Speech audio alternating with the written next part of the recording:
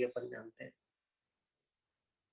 तो calculated oxidation number is the average oxidation number. जब multiple atoms होते हैं तो अपन ऐसा देखते हैं, तो हो सकता है कि वो सही ना हो, तो उसमें अपन को स्ट्रक्चर देख के हर बॉन्ड बाय बॉन्ड में इलेक्ट्रोनेगेटिविटी के हिसाब से जो सेंट्रल एटम पे चार्ज है वो कैलकुलेट करना है। That will give us the actual oxidation number. समझ आया? तो I hope that is clear. Yes sir. अगर ऑक्सीडेशन नंबर ग्रुप नंबर से ज्यादा आ रहा है तो वो तो पॉसिबल है नहीं, मतलब बैलेंस इलेक्ट्रॉन जितने होते हैं वही मैक्सिमम ऑक्सीडेशन नंबर में हटाए जा सकते हैं। अगर मान लो कैलकुलेटेड उससे भी ज्यादा आ रहा है, जैसे कि यहाँ था, तो उसका मतलब परऑक्सीलेटेड है। ठीक है, जैसे कि यहाँ पे था, तो ये अपन ने डिस्कस किया था पिछली क्लास में। आज अपन थोड़ा और डिस्कस करते हैं डिटेल में। आज अपन अभी पहले तो डिस्कस करते हैं एक तो टाइप्स ऑफ रेडॉक्स रिएक्शन, और उसके बाद अपन डिस्कस करते हैं बैलेंसिंग, जो हार्ट ऑफ रेडॉक्स रिएक्शन होता है। बैलेंसिंग में अपन जो है एटम्स को बैलेंस करेंगे। ठीक है, जो रेडॉक्स में पार्टिसिपेट कर रहे हैं उनको अपन बैलेंस करेंगे। तो अभी तक तो अपन ने देखा था कि बैलेंसिंग जो होता है हिट एंड ट्रायल से होगा। छोटी क्लासेस में 10th में तो यही देखा होगा।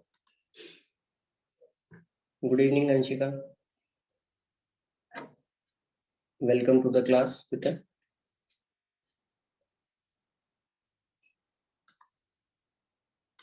आवाज आ रही है अंशिका?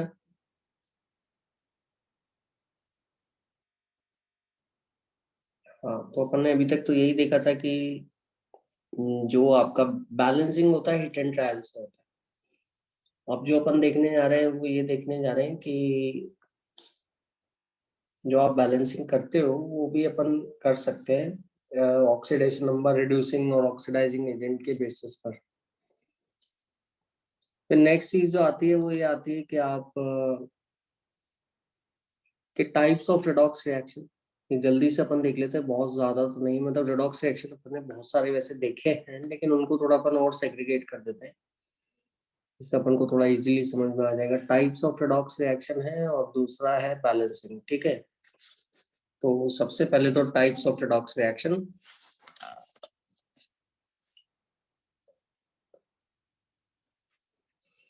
तो कौन कौन से टाइप्स होते हैं रेडॉक्स रिएक्शन के? अनवी कुछ आइडिया दो जल्दी से थोड़ा सा।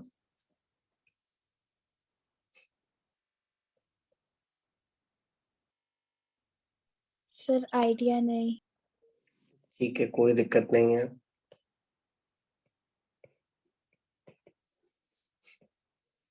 टाइप्स ऑफ रेडॉक्स रिएक्शन में अपन कई टाइप्स ऑफ रेडॉक्स रिएक्शन कर सकते हैं। कुछ तो आपने आपकी जूनियर क्लासेस में भी पढ़े होंगे, तो अपन रिकॉल करते हैं, कोई टेंशन वाली बात नहीं है कि रेडॉक्स रिएक्शन किस किस तरह के हो सकते हैं। इसमें एक तो है कॉम्बिनेशन रिएक्शन।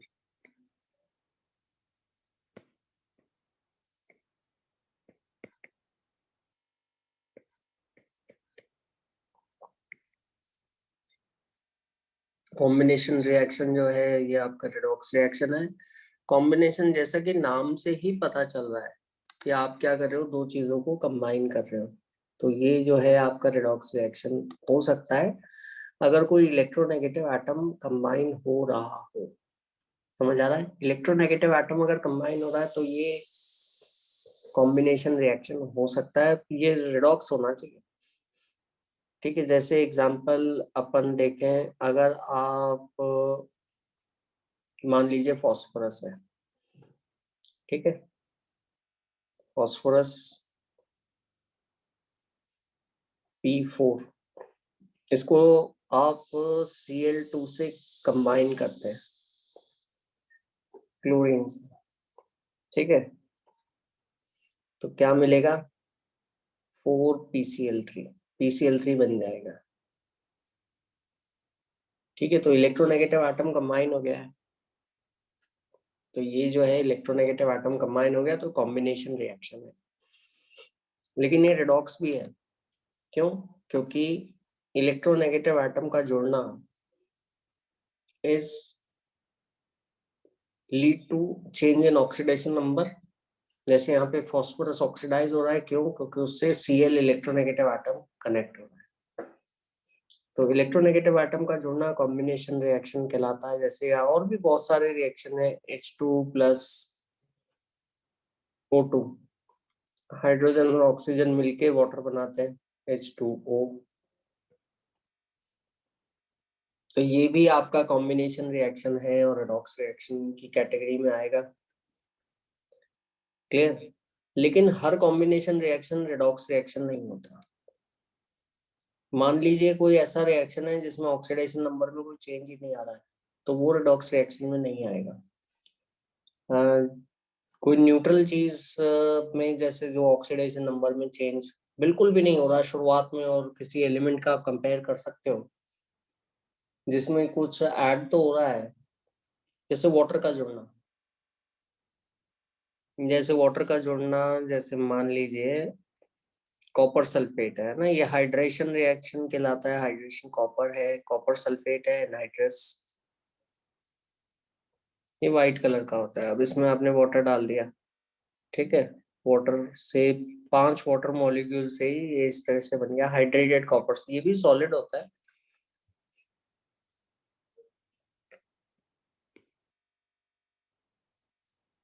ये ब्लू कलर के क्रिस्टल होता है, ठीक है। तो यहाँ पे रेडॉक्स रिएक्शन नहीं है, क्यों? क्योंकि कॉपर +2 होता है, सल्फेट -2 होता है। अभी भी कॉपर +2 है, अंशी का समझ में आ रहा है? सल्फेट -2 है, तो कॉपर तो पहले भी +2 था, अब भी +2 रहा। तो यहाँ पे ये नॉट अ रेडॉक्स रिएक्शन, तो ये नहीं होगा। ये रेडॉक्स रिएक्शंस हैं। तो ऐसे रेडॉक्स रिएक्शन जिसमें दो चीजें कंबाइन हो रही हैं, इनको अपन कॉम्बिनेशन रिएक्शन कहेंगे। आई होप समझ में आ गया। क्लियर है सबको? अगला है अपना डीकम्पोजिशन रिएक्शन।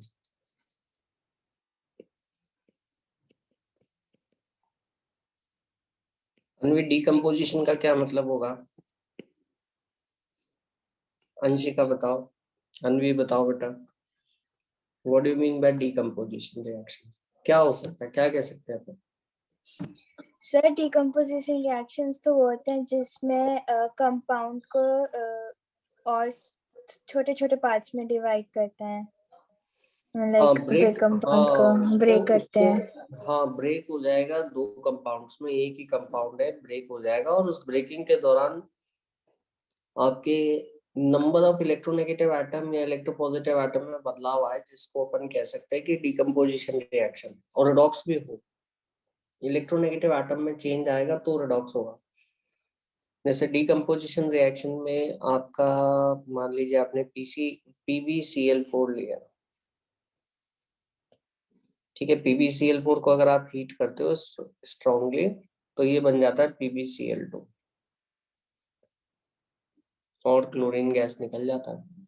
तो यहाँ पे डिकम्पोजिशन तो हो रहा है कि एक कंपाउंड टूट के दो में बन रहा है, ठीक है। और डिकम्पोजिशन के साथ साथ ही रेडॉक्स रिएक्शन भी है, क्योंकि पहले तो 4 क्लोरीन थे, तो लेड यहाँ पे +4 था, क्योंकि हर क्लोरीन एक इलेक्ट्रॉन खींचता है तो माइनस बन जाता है ना। और अब जो है आपके 2 क्लोरीन रह गए, समझ में आ गया? तो ये +2 हो गया, पहले +4 था, +2 हो गया, तो ये डिकम्पोज को क्लोरीन निकल चुका है ना। रिमूवल ऑफ इलेक्ट्रोनेगेटिव एटम और भी आपके हो सकते हैं, जैसे PCl5 है। PCl5 को अगर आप हीट करोगे तो ये बन जाएगा PCl3 + Cl2। तो ये भी डिकम्पोजिशन रिएक्शन है, क्लोरीन यहाँ पे कम हो रहे हैं, समझ आ गया? तो ये रेडॉक्स रिएक्शन है। तो ये आपका डिकम्पोजिशन रिएक्शन है, जो कि रेडॉक्स भी होना चाहिए, सिर्फ डिकम्पोजिशन से काम नहीं बनने वाला, ठीक है। इसी तरह से फिर अगला रिएक्शन आता है अपना डिस्प्लेसमेंट।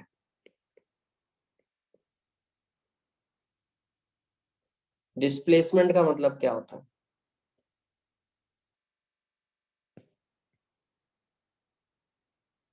सर ऐसा जब रेडॉक्स, ज्यादा electronegative element less electronegative element को डिस्प्लेस करता है उसके सॉल्ट सॉल्यूशन से। हाँ वेरी गुड, मोर, हाँ, मोर इलेक्ट्रोनेगेटिव एलिमेंट या more electropositive element will displaces the less electronegative or less electropositive element from its salt or solution. Very good, बहुत बढ़िया बात बोली आपने, बिल्कुल सही और प्रिसाइज डेफिनेशन बोली। ठीक है अंशिका बेटा, समझ में आ रहा है बिल्कुल? आई होप आप समझ रहे हो बिल्कुल आराम से। कोई दिक्कत हो तो मेरे साथ मेरे को बता दो। ठीक है, डिस्प्लेसमेंट में ये आपको पता होगा अंशिका कि आपने मोर रिएक्टिव मेटल लोगे तो कम रिएक्टिव को उसके कंपाउंड से सॉल्ट से हटा देगा, है ना, तो उसको डिस्प्लेसमेंट रिएक्शन अपन कहेंगे। तो डिस्प्लेसमेंट में जैसे अगर आप ऐसा करते हैं, मान लीजिए कॉपर ले लेते हैं और सिल्वर नाइट्रेट,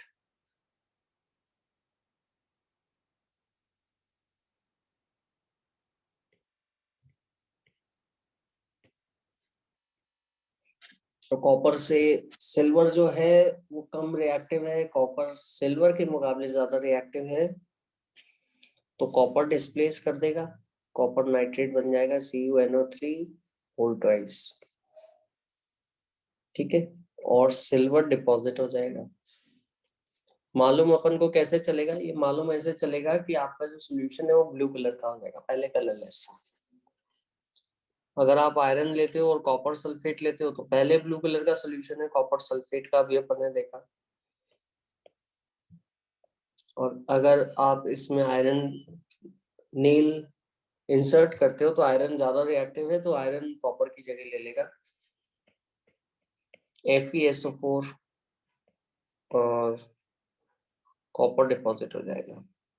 इसी तरह से ज्यादा रिएक्टिव लेते हो जिंक और कॉपर सल्फेट, तो यहाँ पर जिंक सल्फेट हो गया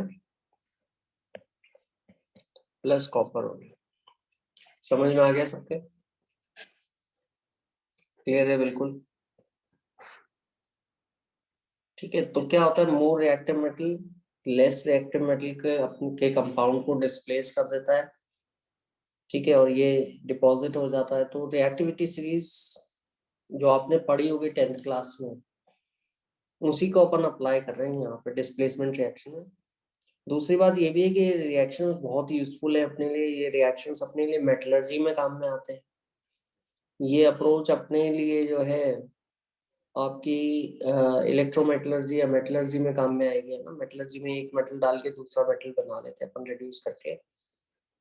ठीक है, इलेक्ट्रोमेटलर्जी में तो अपन इलेक्ट्रिसिटी पास करके करते हैं। ठीक है, दूसरा ये जो रिएक्शन है आपके सेल बनाने में काम में आते हैं। ठीक है, ये रेडॉक्स रिएक्शन जो होते हैं, redox reactions are used to make cell.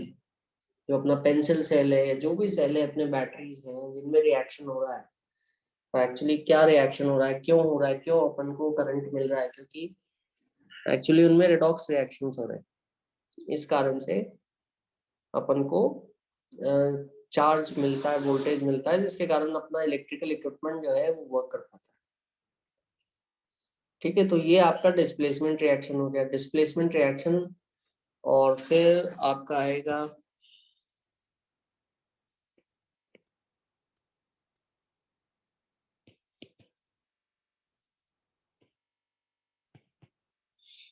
ये तो बड़ा ही फेमस रिएक्शन है, कंबशन रिएक्शन। कंबशन रिएक्शन में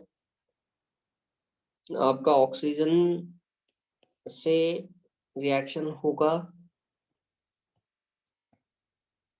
ठीक है, आपको जैसे यहाँ पे मिल गया CO2 प्लस H2।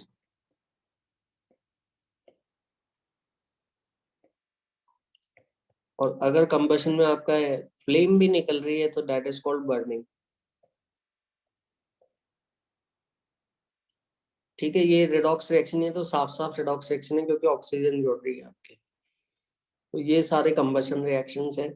ठीक है, काफी सारे रिएक्शंस है अपने पास जो कंबशन रिएक्शन की कैटेगरी में आएंगे, और अगर वहां पे फ्लेम भी है तो उसको अपन बर्निंग बोलेंगे। तो ये इससे आप लोग फेमिलियर हैं। दूसरा अगला रिएक्शन है, ये थोड़ा सा इसमें सब लोग फंस जाते हैं, थोड़ा सा डिस्प्रपोर्शनेशन और कॉन प्रपोर्शनेशन।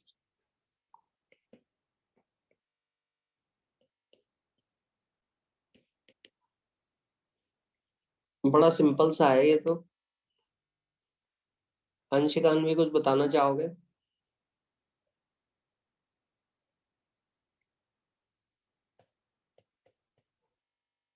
हाँ अंशिका,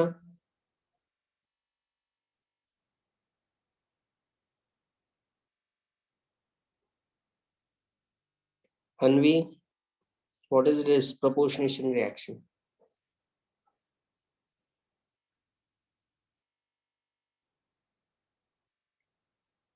सर आइडिया नहीं है।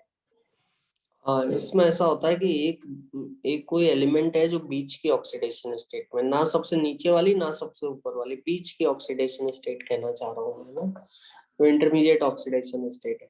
अब इसमें क्या हुआ कि वो रिएक्शन करा उसने, रेडॉक्स रिएक्शन, और वो बदल गया अपने से एक हायर और एक लोअर ऑक्सीडेशन स्टेट में। एक तो हायर ऑक्सीडेशन स्टेट आ गई और दूसरी लोअर ऑक्सीडेशन स्टेट आ गई। जैसे कॉपर +1 था, है ना, +2 बन गया और एक कॉपर बन गया।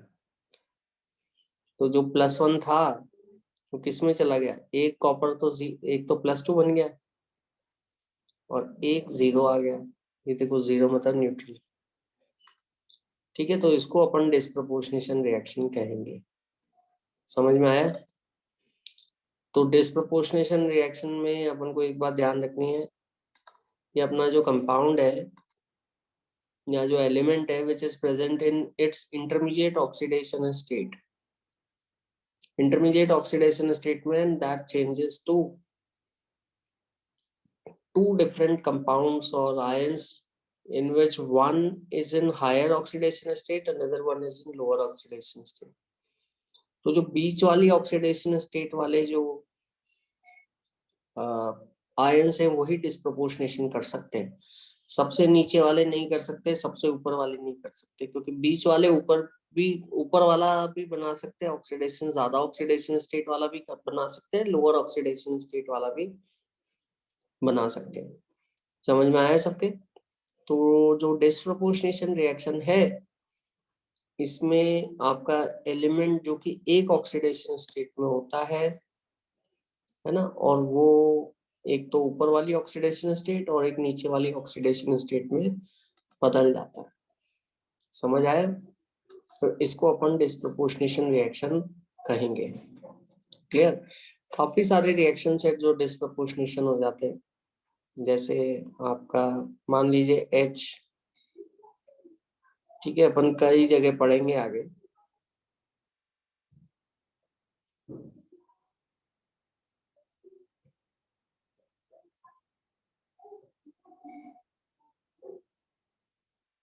जैसे ये भी डिस्प्रोपोर्शनेशन रिएक्शन है।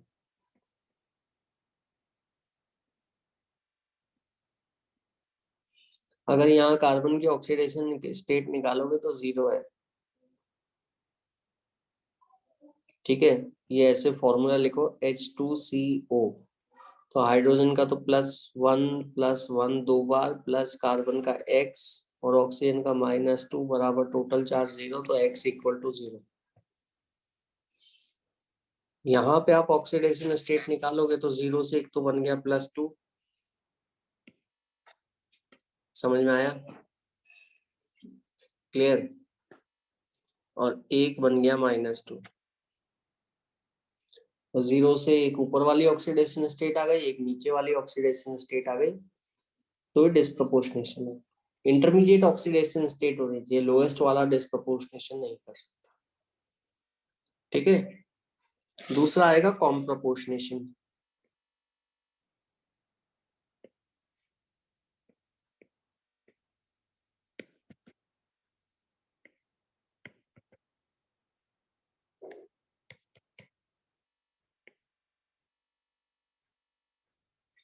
कॉम प्रोपोर्शनेशन रिएक्शन जो है ये आपका उल्टा है बिल्कुल डिस्प्रोपोर्शनेशन का। ठीक है, डिस्प्रोपोर्शनेशन में तो क्या हो रहा है, एक ही एलिमेंट, जैसे दूसरा अपन एक और डिस्प्रोपोर्शनेशन ले लेते हैं, जैसे H2O2 है, हाइड्रोजन पर ऑक्साइड। अब इसको अगर आप हीट करते हो तो ये क्या बन जाता है, H2O और ऑक्सीजन। तो अब आप यहाँ देखो तो -1 ऑक्सीडेशन स्टेट है ऑक्सीजन की, और ऑक्साइड में -1 होती है, मैंने आपको बताया था पिछली क्लास में। ये नीचे -2 हो गई और यहाँ पे 0 हो गई, -1 बीच में है, एक तो ऊपर 0 और एक नीचे -2। तो ये डिस्प्रपोर्शनेशन है। कॉम्प्रपोर्शनेशन जस्ट इसका उल्टा है, जिसमें दो नीचे वाली और ऊपर वाली ऑक्सीडेशन स्टेट, लोअर और हायर ऑक्सीडेशन स्टेट में जो कंपाउंड है, they react and they form a compound in which the element is in single oxidation state, which is in somewhere in between. Compound in lower oxidation state and the compound in which the element is in higher oxidation state both react together to form a new compound in which the element is in some intermediate oxidation state. Disproportionation state में disproportionation में तो बढ़ जाता है, कॉम्प्रपोर्शनेशन में आपका जुड़ जाएगा, है ना। तो जैसे मान लीजिए कि आपका ClO3 है माइनस और Cl माइनस है, ठीक है। तो यहाँ पर अगर आप एसिड लेंगे,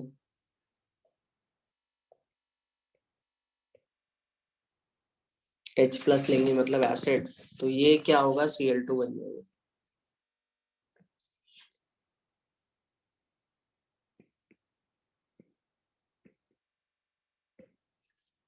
समझ गए, ये Cl2 बन जाएगा। तो Cl2 कैसे बना, एक तो आप देखिए Cl माइनस है, ClO3 माइनस, इसमें चार्ज तो CO3 माइनस 1 है, लेकिन अगर आप ऑक्सीडेशन स्टेट देखेंगे तो Cl का ऑक्सीडेशन स्टेट जो है वो है +5, ठीक है। आप निकाल सकते हैं x मान के, x -6 equal to -1, x equal to +5, और है Cl माइनस, इसका ऑक्सीडेशन स्टेट -1 है जो नीचे है। दोनों एसिडिक मीडियम में रिएक्ट करके बीच की ऑक्सीडेशन स्टेट में आ गए क्लोरीन, जो कि 0 ऑक्सीडेशन स्टेट है। समझ गए, क्लियर।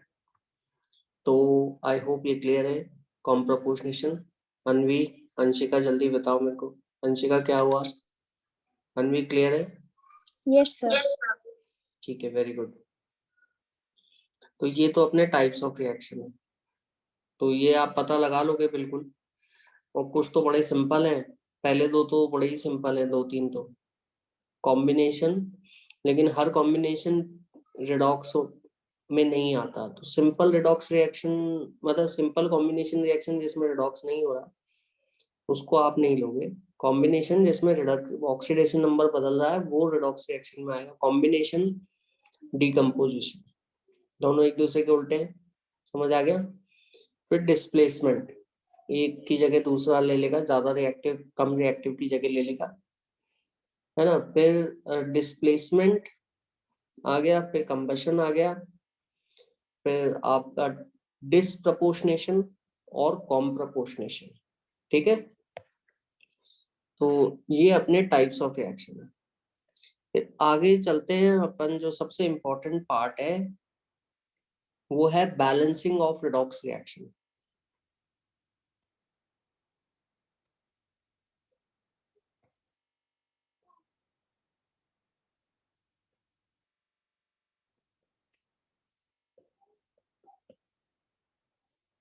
ये रिडॉक्स रिएक्शन को बैलेंस कैसे करते हैं, आपने अभी तक जो बैलेंस किया होगा वो हिट एंड ट्रायल मेथड से बैलेंस किया है ना। सभी रिडॉक्स रिएक्शन को हिट एंड ट्रायल से बैलेंस किया है, या नॉर्मल रिएक्शंस को भी हिट एंड ट्रायल से आपने बैलेंस किया होगा। आपकी क्लास 10th में यही देखा है अपन ने, होगा आपने, है ना। लेकिन ऐसा नहीं है कि हमेशा हर चीज हिट एंड ट्रायल से ही होगी, ठीक है। There can be a formal way of doing something more properly. तो यहाँ पर जो है अपना, अपन बैलेंसिंग करने जा रहे हैं रिडॉक्स रिएक्शन की। अच्छा, बैलेंसिंग क्यों जरूरी है, बहुत जरूरी है, क्योंकि अगर एक सब्सटेंस है, मान लो रिड्यूसिंग एजेंट है और दूसरा ऑक्सीडाइजिंग एजेंट है रिडॉक्स रिएक्शन में, क्योंकि दो होते हैं, तो इसका मास कितना होगा तो दूसरे का मास कितना लेना है वो अपन को जानकारी होनी चाहिए, इन्फॉर्मेशन होनी चाहिए, और उसके लिए मोल्स बैलेंस होने चाहिए, ठीक है। तो इसलिए अपन क्या करते हैं, बैलेंसिंग करते हैं। तो that help us to estimate the quantity or the number of moles on of each and every substance participating in the redox reactions। समझ गए, इसलिए बैलेंसिंग जरूरी है। और अगर आप रिएक्शन कर रहे हो तो किसका मास कितना लेना है ये भी बहुत जरूरी है। बिना बैलेंसिंग के तो आप मोल भी नहीं बता पाओगे और मास भी नहीं बता पाओगे, ठीक है। तो रेडॉक्स रिएक्शन में बैलेंसिंग करने के हिट एंड ट्रायल से तो आप किसी को भी बैलेंस कर सकते हो, लेकिन अब आप बड़ी क्लास में आ गए तो you have to follow a more matured approach. ठीक है। और ये जो दो तरीके जो है, एक तो है ऑक्सीडेशन नंबर मेथड और दूसरा है आयन इलेक्ट्रॉन मेथड। बैलेंस करने के जो तरीके हैं, ऑक्सीडेशन नंबर मेथड और आयन इलेक्ट्रॉन मेथड, दो तरीके हैं आपके पास। समझ में आया?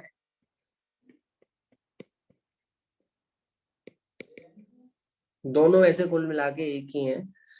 ठीक है। थोड़ा रूल अपन देखेंगे और फिर अपन, लेकिन आपको जरूरी नहीं है कि ऐसे फॉर्मल वे में करो। अगर जस्ट बैलेंसिंग के लिए आता है तो आप डायरेक्टली भी कर सकते हो। ऑक्सीडेशन नंबर मेथड, दूसरा आयन इलेक्ट्रॉन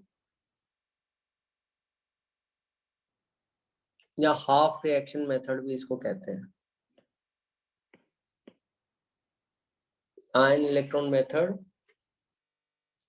या हाफ रिएक्शन मेथड,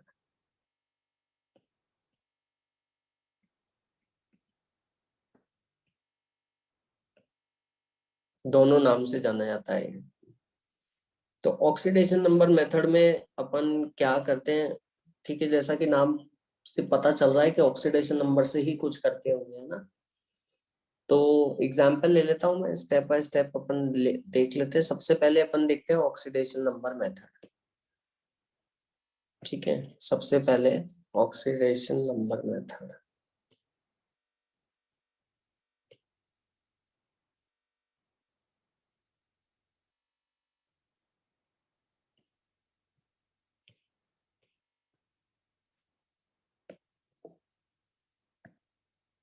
तो इसमें ऑक्सीडेशन नंबर के हिसाब से ही बैलेंस करते होंगे।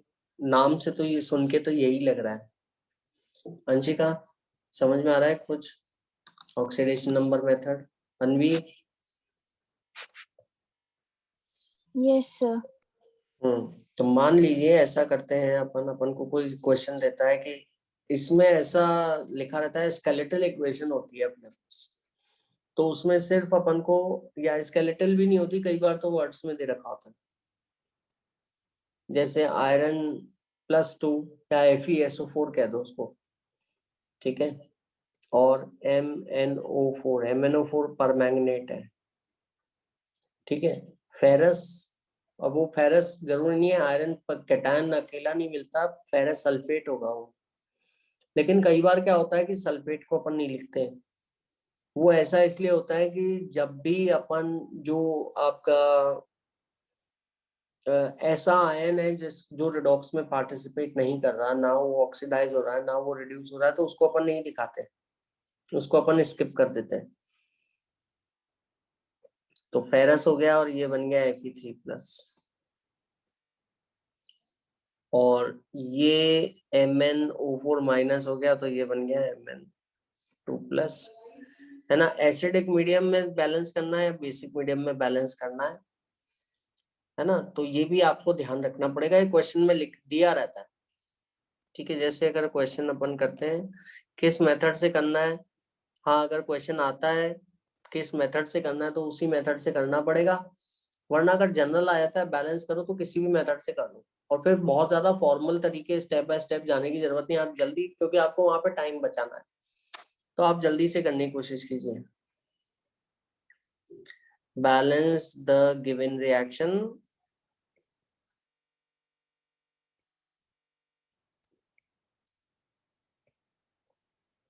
In acidic medium. Acidic medium मतलब H+ की प्रेजेंस में। अब ये बहुत इंपॉर्टेंट हो जाता है।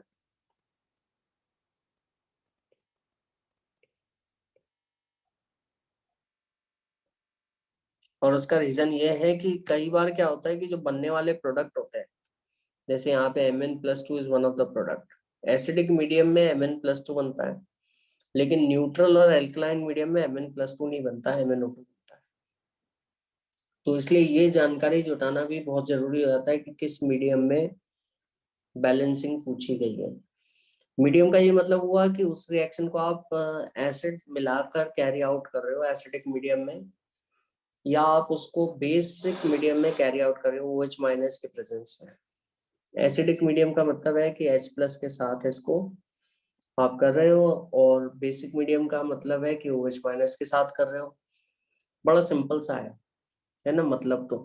लेकिन ये बात बहुत सिंपल सी है, लेकिन है बहुत इंपॉर्टेंट, बिकॉज आप किस तरह से हाइड्रोजन और ऑक्सीजन फाइनल रेडॉक्स रिएक्शन में बैलेंस करोगे वो इस पर निर्भर करता है। दूसरी बात, कि आपके प्रोडक्ट क्या बन रहे हैं वो भी एसिडिक और बेसिक मीडियम से कंट्रोल होते हैं। तो मान लीजिए अपन ने रिएक्शन लिया, अब इसको अपन बैलेंस करने की कोशिश करते हैं। ठीक है, तो सबसे पहला काम तो ये होता है बेटा अपना कि ऑक्सीडेशन नंबर हर एटम का निकालें।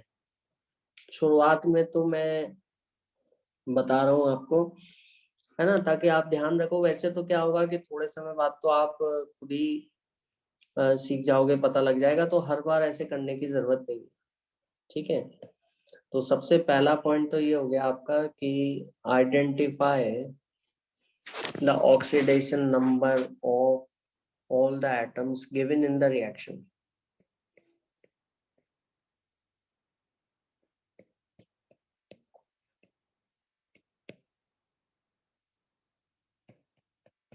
Identify the oxidation numbers.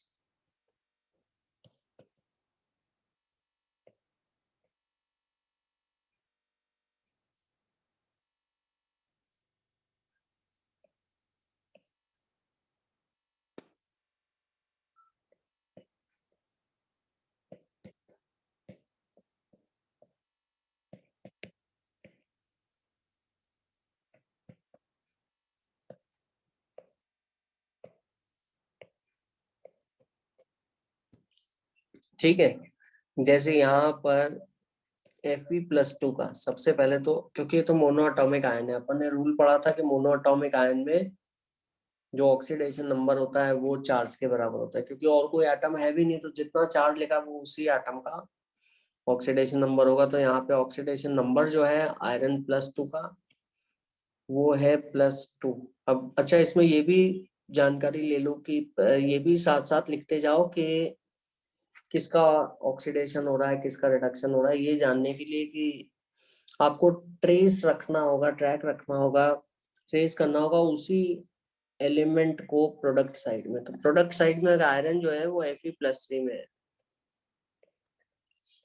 ठीक है, और इसमें जो ऑक्सीडेशन नंबर है, ठीक है, ये हो गया +3, क्योंकि ये भी मोनोएटॉमिक आयन है। इसके साथ ही अगर अपन मैंगनीज का ऑक्सीडेशन नंबर देखें लेफ्ट हैंड साइड पे MnO4- में ये +7 है। अगर दिक्कत आ रही है, ये तो याद होना चाहिए, अगर दिक्कत आ रही है तो आप निकाल सकते हैं। x मान लो, x +2 +4 इंटू -2। 4 क्यों? क्योंकि 4 ऑक्सीजन है, हर ऑक्सीजन का ऑक्साइड का -2 होता है, is equal to total charge. क्योंकि अपन ने रूल पढ़ा था कि sum of the oxidation numbers is equal to the total charge of the ion is equal to -1, है ना। तो यहाँ पर x इक्वल टू +7 आ रहा है। तो ये Mn का ऑक्सीडेशन स्टेट +7 है रिएक्शन से पहले। और रिएक्शन के बाद अगर अपन जानने की कोशिश करेंगे तो ये Mn+2 बन गया, तो इसका ऑक्सीडेशन स्टेट तो +2 ही होगा। समझ गए, +2 था, +2 ही होगा, बस दैट्स इट। ठीक है, ऑक्सीजन का कितना है? ऑक्सीजन का तो -2 है। तो जो एटम रेडॉक्स में हिस्सा नहीं ले रहे हैं, अनवी और अंशिका समझ रहे हो, जो एटम रेडॉक्स में हिस्सा नहीं ले रहे हैं वो स्पेक्टेटर एटम्स कहलाते हैं, स्पेक्टेटर कहलाते हैं। स्पेक्टेटर जैसे मैच होता है, तो स्पेक्टेटर्स आते हैं और चले जाते हैं मैच देख के, खुद मैच का हिस्सा नहीं होते। तो यहाँ पे स्पेक्टेटर आयंस कौन से होंगे? ठीक है, ये स्पेक्टेटर एटम्स कौन से होंगे? जो जिनके ऑक्सीडेशन नंबर में कोई बदलाव नहीं होगा। ठीक है, एक बार ऑक्सीडेशन नंबर लिख लिया। ऑक्सीडेशन नंबर अपन ने इसलिए लिखा है ताकि अपन बदलाव को ट्रेस कर सकें, किसमें ऑक्सीडेशन नंबर बढ़ा है, किसमें ऑक्सीडेशन नंबर कम हुआ है। ठीक है, तो identify the oxidation number of the atom participating in the redox reaction. ठीक है, इसके बाद आइडेंटिफाई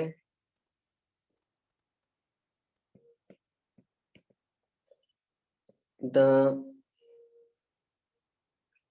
एटम्स या एलिमेंट या आयन अंडरगोइंग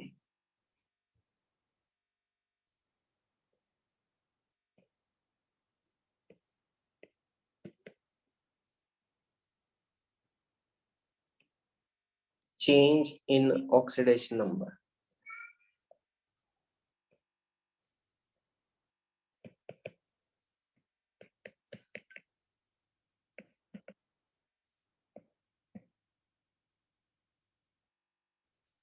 ऑक्सीडेशन नंबर में चेंज को गेज करना है अपन को, है ना, कि किस में ऑक्सीडेशन नंबर चेंज हो रहा है, and thus identify the atoms or ions or molecules undergoing oxidation or reduction. तो ऑक्सीडेशन और रिडक्शन किसका हो रहा है वो अपन आइडेंटिफाई करेंगे। ठीक है, जैसे ऐसा है कि इसके अंदर आपका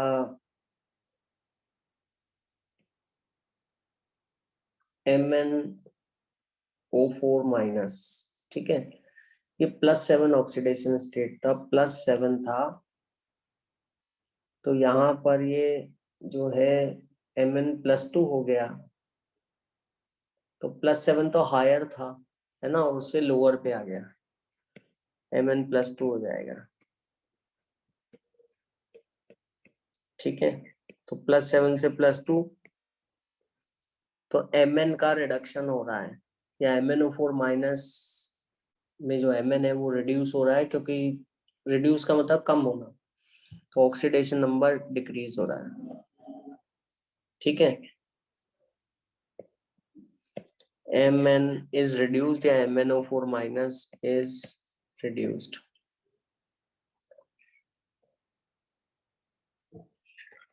ठीक है, इसी तरह से अगर आप आयरन को देखोगे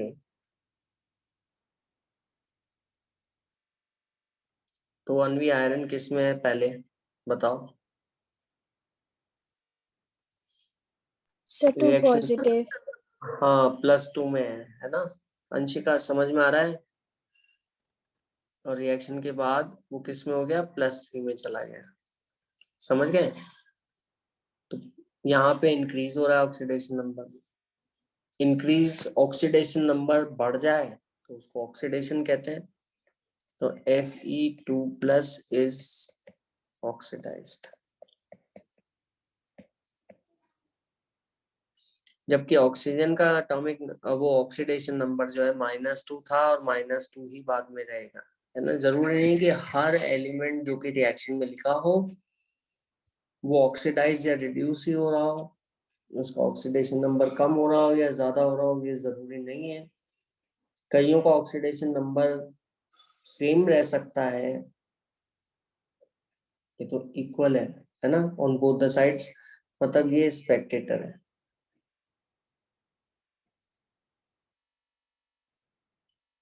ठीक है, यहाँ पे एक्चुअली लिखा नहीं ऑक्सीजन, दूसरी साइड लिखा नहीं, तो वाटर के फॉर्म में आ सकता है, जो कि ये जो रेडॉक्स रिएक्शन है, most common medium in which they are carried out is water,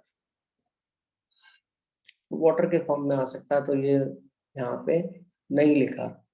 ठीक है, नहीं लिखा तो इसका मतलब ये नहीं कि हो नहीं सकता, हो सकता है वाटर के फॉर्म में हो। खैर इससे अपन को मतलब भी नहीं, क्योंकि स्पेक्टेटर आयन है, it is not getting either reduced और ऑक्सीडाइज्ड। अब आप अगला स्टेप क्या करोगे, सबसे पहले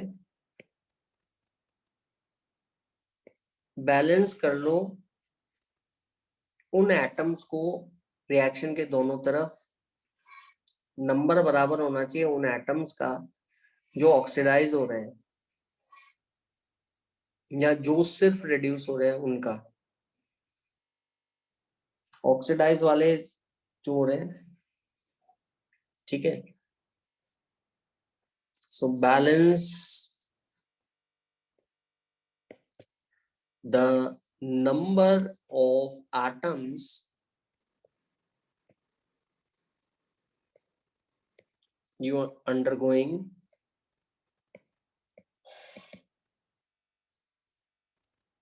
change in oxidation number.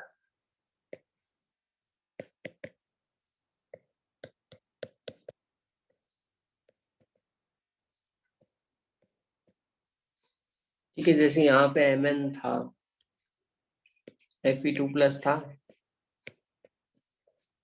अच्छा, प्रोडक्ट साइड में भी एक ही Fe है,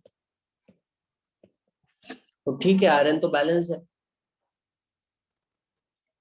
इसी तरह से पर मैग्नेट था MnO4-, एक मैंगनीज था। ऑक्सीजन की चिंता मत करना अभी, है ना, वो तो लास्ट में बैलेंस होते हैं। तो Mn2+ बन गया, वो भी एक Mn+2 आ गया। समझ गए? तो यहाँ पर अपन ने क्या किया, बैलेंस थे। अगर नहीं होते तो पहले इन एटम को बैलेंस करते, सिर्फ इन एटम को, बाकी की टेंशन छोड़ना। आप ये इंश्योर कर लेना कि जो एलिमेंट ऑक्सीडेशन या रिडक्शन हो रहा है वो दोनों तरफ उनका नंबर बराबर हो। समझ में आ गया? एक बार आपने ये इंश्योर कर लिया कि ऑक्सीडेशन और नंबर बराबर है, ठीक है, फिर आप चेंज इन ऑक्सीडेशन नंबर निकालो। ठीक है, calculate the change in oxidation number.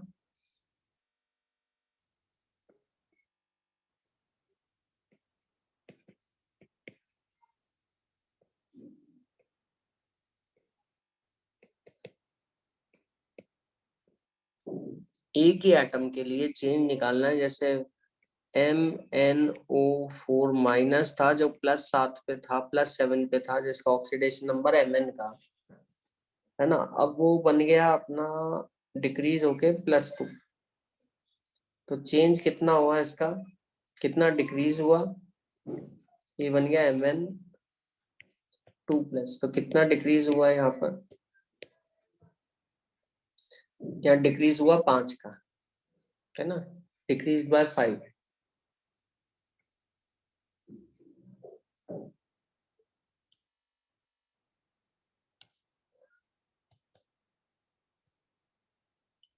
पांच कम हुआ +7 से। लेकिन ये टोटल चेंज निकालना है आपको, पहले एटम को बैलेंस कर लेना जो ऑक्सीड रेडॉक्स हो रहे हैं, तभी आप चेंज सही से ही निकाल पाओगे। मान लो Mn के 2 एटम होते हैं और राइट इधर Mn+2 का एक ही एटम होता, तो आप सही से चेंज नहीं निकाल पाते। पहले एटम बैलेंस करना, जिनका रिडॉक्स हो रहा है उनको बैलेंस करना, फिर उनमें चेंज को निकालना। ये बात बहुत इंपॉर्टेंट है, ये गलती भी सबसे पहले हो जाती है। समझ में आ गया अनवी? अंशिका समझ में आ रहा है कि नहीं आ रहा, क्या बोला मैंने? अनवी समझ में आ रहा है बेटा? अंशिका? Yes sir. तो पहले जिसका ऑक्सीडेशन या रिडक्शन होगा उनको बैलेंस करना, फिर टोटल चेंज निकालना। टोटल चेंज के 2 हिस्से होंगे, एक तो डिक्रीज इन ऑक्सीडेशन नंबर, ठीक है, और दूसरा होगा increase in oxidation number, increase in oxidation number. और इंक्रीज इन ऑक्सीडेशन नंबर पहले तो Rn+2 था रिएक्टेंट में, है ना, और अब हो गया आपका +3।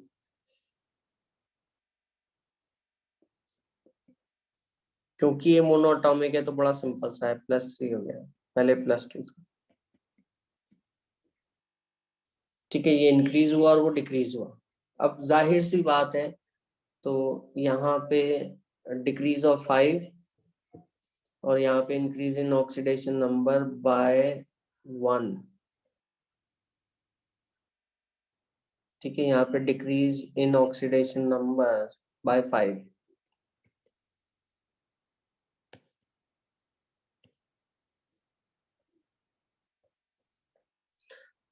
लेकिन दोनों तरफ एटम बराबर हो तभी इंक्रीज, टोटल इंक्रीज और टोटल डिक्रीज निकाला जा सकता है, वरना नहीं। अब क्या करेंगे अपन, अब इन स्पीसीज को अपन सूटेबल होल नंबर से मल्टीप्लाई कर देंगे, जिससे total increase total decrease in oxidation number के बराबर हो जाए, क्योंकि ये तो इलेक्ट्रॉन जो है आपके वो तो बराबर हो ही जाएंगे। ठीक है, समझ आ गया? तो make total increase in oxidation number equal to the total decrease in oxidation number. समझ आया? अब ये कैसे करेंगे अपन, बराबर कैसे कर सकते हैं? टोटल जो इंक्रीज हुआ और टोटल जो डिक्रीज हुआ उसको कैसे बराबर किया जा सकता है? Make total increase in oxidation number equal to total decrease in oxidation number.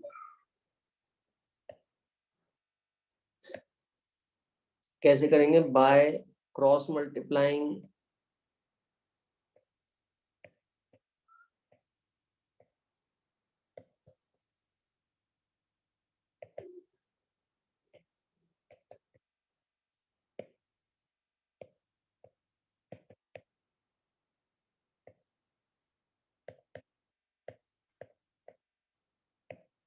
Bye cross multiplying with suitable whole number. Suitable whole number से मल्टीप्लाई करके, क्रॉस मल्टीप्लाई करके, जैसे यहाँ पे 5 का डिक्रीज है और उधर 1 का इंक्रीज है, तो इंक्रीज को भी आपको 5 टाइम्स करना होगा, है ना? इसको कैसे मल्टीप्लाई करोगे?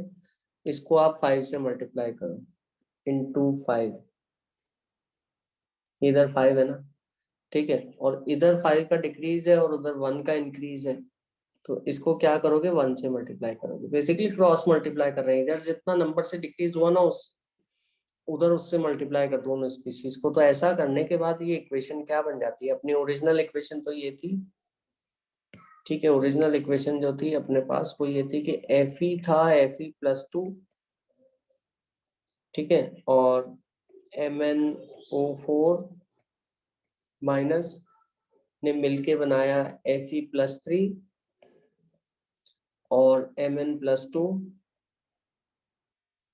तो यहाँ तो डिक्रीज था, कितने का डिक्रीज था आपका? 5 का, ठीक है, +7 से +2 आया, 5 डिक्रीज था, तो इसको मल्टीप्लाई करोगे किससे? इंटू 1। समझ आया? 1 से क्रॉस मल्टीप्लाई करोगे, और यहाँ इंक्रीज था, ठीक है, इंक्रीज जो था कितने का था? 1 का इंक्रीज था, लेकिन उसको डिक्रीज के बराबर करना है ना, तो यहाँ पे इसको 5 से मल्टीप्लाई करोगे दोनों, तो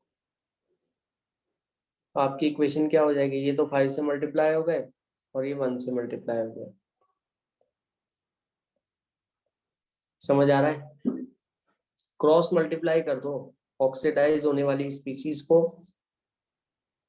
और रिड्यूस होने वाली स्पीसीज को, पूरे को, दोनों तरफ, है ना, क्रॉस मल्टीप्लाई कर दो आपस में। जितना डिक्रीज इन ऑक्सीडेशन नंबर है ना, तो 5s, और इंक्रीज इन ऑक्सीडेशन नंबर करने वाली स्पीसीज को अपन ने जितना डिक्रीज है उससे मल्टीप्लाई कर दिया, ठीक है, और डिक्रीज इन ऑक्सीडेशन नंबर वाली स्पीसीज को जो इंक्रीज हो रहा है 1 का, उससे मल्टीप्लाई कर दिया। तो यहाँ तो 1 से मल्टीप्लाई किया। ये समझ में आ गया सबको? ये हार्ट ऑफ द प्रोसेस है। यहाँ पे आ गए तो आपका मतलब आप बिल्कुल एक तरह से आपने जो मुश्किल स्टेप था वो पार कर लिया। ये समझ में आया? अंशिका समझ में आ रहा है कि नहीं आ रहा? अनवी, कोई डाउट? समझ में आया? सर एक बार फिर से रिपीट करना। हाँ, जो डिक्रीज होने वाली है ना स्पीसीज, ऑक्सीडेशन नंबर जिनका कम हो रहा है, उनको उस नंबर से मल्टीप्लाई किया, जितनी बढ़त हो रही है ऑक्सीडेशन नंबर की, है ना, ठीक है अंशिका, वेरी गुड। जितना ऑक्सीडेशन नंबर इंक्रीज हो रहा है उस नंबर से डिक्रीज वाली को मल्टीप्लाई कर दिया। जैसे यहाँ पर तो MnO4 माइनस में तो क्या हो रहा था? ऑक्सीडेशन नंबर कम हो रहा था, किससे? 5 से। और दूसरी तरफ ऑक्सीडेशन नंबर किस 1 से इंक्रीज हो रहा था, तो इसको जो डिक्रीज करने वाली स्पीसीज है ऑक्सीडेशन नंबर को, उसको इंक्रीज से मल्टीप्लाई कर दिया, 1 से, इंक्रीज बाय 1, है ना। और जिनका ऑक्सीडेशन नंबर ज्यादा हो रहा है, ठीक है, उनको मल्टीप्लाई कर दिया जितनी कमी आ रही थी ऑक्सीडेशन नंबर की दूसरी तरफ, और दूसरी तरफ ऑक्सीडेशन नंबर में कितनी कमी आ रही थी, 5 की। तो जो ऑक्सीडेशन नंबर जिनका इंक्रीज हो रहा है, उनको जो कमी आ रही थी ऑक्सीडेशन नंबर में, उससे मल्टीप्लाई कर देते हैं। ठीक, -5 का डिक्रीज आ रहा था तो उसको 1 से मल्टीप्लाई कर दिया, mn+2 में 1 का इंक्रीज आ रहा था तो उसको 5 से कर दिया, 1 को 5 से, 5 को 1 से। समझ आया अनवी, समझ में आया कि नहीं आया? यस सर, आ गया। ठीक है, तो यहाँ तक आ गए तो आपका मेन हार्ट ऑफ द जो प्रोसेस है ना, जो ऑक्सीडेशन और रिडक्शन करने वाले एटम्स हैं, स्पीशीज हैं, वो बैलेंस कर रही है आप। ठीक है, तो अब आप क्या करोगे? अब आप ऐसा कर सकते हो, अब आखिरी काम अपने को H और O बैलेंस करना है। H और O अपन बैलेंस कर सकते हैं, और वो भी बड़ा आसान है, तो काफी इजीली आप बैलेंस कर सकते हो H और O। ठीक है, कैसे बैलेंस करोगे H और O? लेकिन H और O बैलेंस करने से कोई और एटम भी हैं जो रेडॉक्स में हिस्सा नहीं लिया है जिन्होंने, उनको बैलेंस करो। तो सबसे जो यहाँ पे तो नहीं लिखे हुए, कुछ जगह पे हो सकते हैं, कुछ जगह पे नहीं हो सकते। तो अगला पॉइंट है कि बैलेंस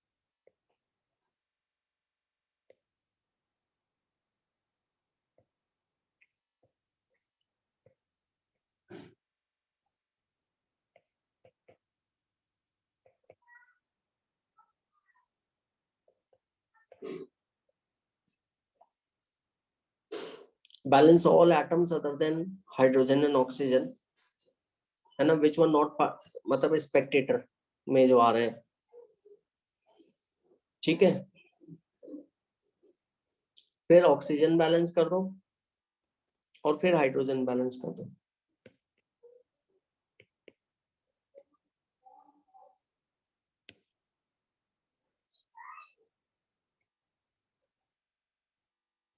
बैलेंस ऑक्सीजन एटम्स, ठीक है, बाय एडिंग वाटर मॉलिक्यूल्स उस तरफ जहां पर ऑक्सीजन कम है।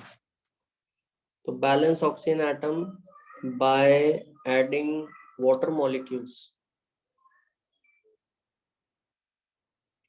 by adding H2O to the side,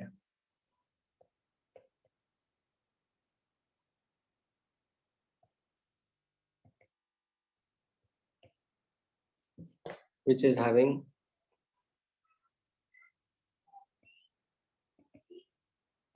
less number of O atoms। ठीक है, अगर आपने ऑक्सीजन बैलेंस कर दिए वाटर रखकर, तो जाहिर सी बात है वाटर रख के ऑक्सीजन तो बैलेंस हो गए, लेकिन वाटर के साथ हाइड्रोजन भी तो आ गए। अब लास्ट अपना काम ये रहेगा कि अपन हाइड्रोजन बैलेंस कर दें। ठीक है, बैलेंस H,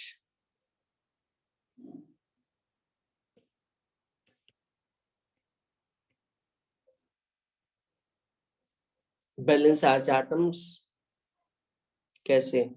बाय एडिंग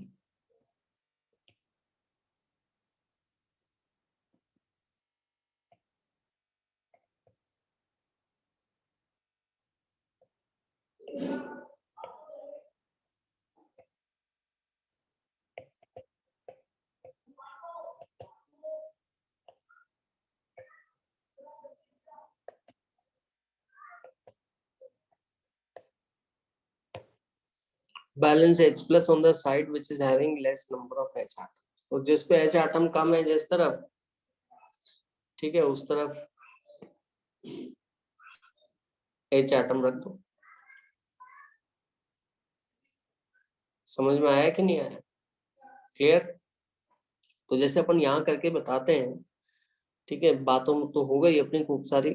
इसको यहाँ मैं करके दिखा देता हूँ आपको। जैसे अपन ने इतना तो बैलेंस कर लिया था, यहाँ पे आयरन के अंदर जो है आपका एक का इंक्रीज हो रहा था, तो उसको अपन ने 5 से मल्टीप्लाई किया। ये देखिए, ये अपनी स्केलेटल इक्वेशन थी, है ना। स्केलेटल इक्वेशन Fe2+, ये अपन को दी गई थी क्वेश्चन में, MnO4 माइनस मिलकर दे देते Fe3+ और Mn+2। तो यहाँ पे अपन ने जो Mn का डिक्रीज हो रहा था ऑक्सीडेशन नंबर 5 से, उसको दूसरे को उससे मल्टीप्लाई कर दिया 5 से, क्योंकि Mn में 5 का डिक्रीज आ रहा था। आयरन में 1 का इंक्रीज आ रहा था, तो Mn वाले को इससे मल्टीप्लाई कर दिया 1 से। समझ आ गया। अब ऑक्सीजन बैलेंस करनी है, तो इधर 4 ऑक्सीजन एटम है, इधर तो है भी नहीं, तो मैंने इधर 4H2O लगा दिया। ठीक है, अब ऑक्सीजन तो बैलेंस हो गए अपने दोनों तरफ, लेकिन इस चक्कर में अपने हाइड्रोजन इम्बैलेंस हो गए। तो हाइड्रोजन अपन को इधर हाइड्रोजन कितने अपने पास देख लिए अपन ने, 4H2O है, तो 8H हाइड्रोजन उधर लगे हुए हैं, तो इधर एसिडिक मीडियम में 8H+ लगा देते हैं। समझ आया। एसिडिक मीडियम में ऑक्सीजन और हाइड्रोजन वाटर और H+ से किए जाते हैं। समझे कि नहीं समझे। तो हो गई आपकी इक्वेशन बैलेंस। अनवी समझ में आया। बेसिक मीडियम में आप H और O, OH- और H2O से बैलेंस करते हैं। बेसिक मीडियम में आप H+ नहीं लगा सकते। समझ में आया। अनवी अंशिका समझ में आया कि नहीं आया। Yes sir. मतलब बेसिक मीडियम में आपको OH नहीं लगाना, मतलब OH लगाना है, H+ नहीं लगाना।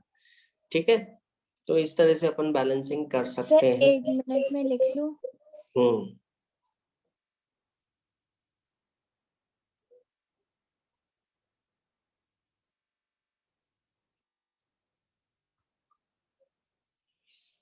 अंशिका, आई होप ये बिल्कुल क्लियर है।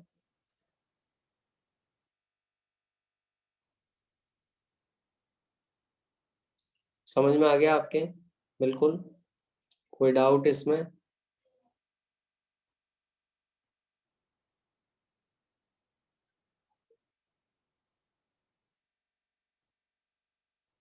सर कर लिया। ठीक है, वेरी गुड। तो अब अपन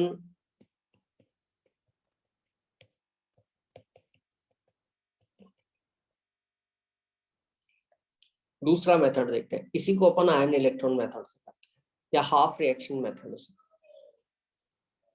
तो आप ऐसा करते हैं हाफ रिएक्शन मेथड में, जैसा कि नाम बता रहा है कि आप रिएक्शन को हाफ रिएक्शंस में तोड़ देते हैं, रिडक्शन हाफ और ऑक्सीडेशन हाफ,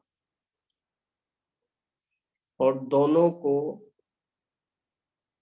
आप बराबर बराबर बैलेंस करते हो, फिर लास्ट में जाके वापस से दोनों को ऐड कर देते हो। ठीक है, तो उसको कहलाता है वो आयन इलेक्ट्रॉन मेथड,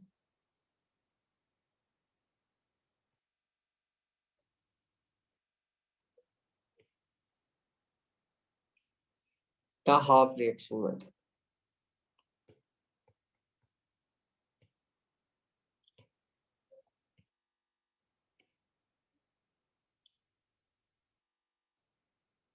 ठीक है, आयन इलेक्ट्रॉन मेथड या हाफ रिएक्शन मेथड कहलाएगा, जिसमें तरीका तो खैर यही है वैसे देखा जाए तो।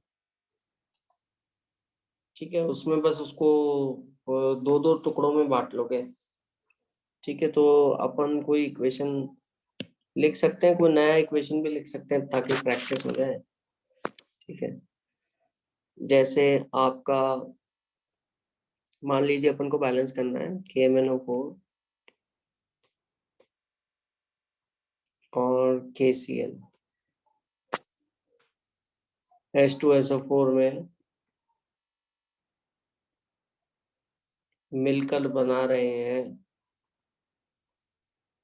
MnSO4 और K2SO4 और क्लोरीन और वाटर। ये तो शब्दों में भी लिखा रह सकता है आपको, समझ आया? वर्ड्स में भी लिखा हो सकता है आपको, ठीक है, clear?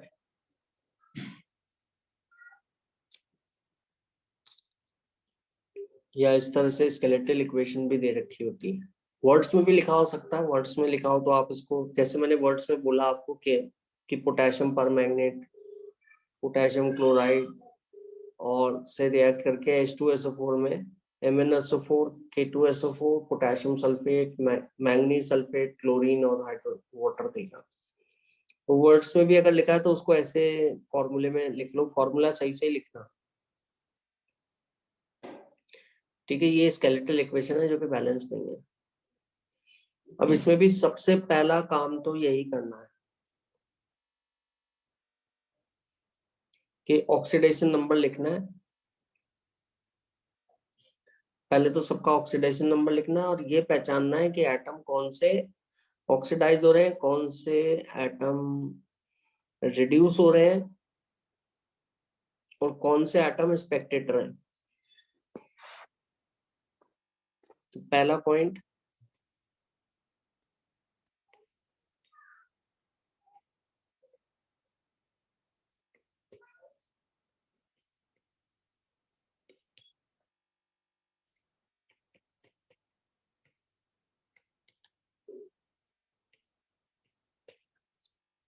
Identify the oxidation number. 10 identify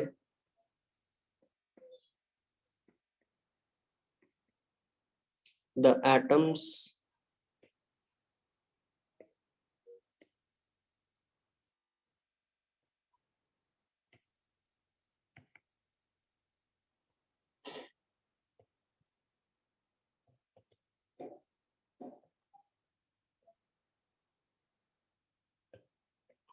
thus identify the atoms undergoing oxidation or reduction.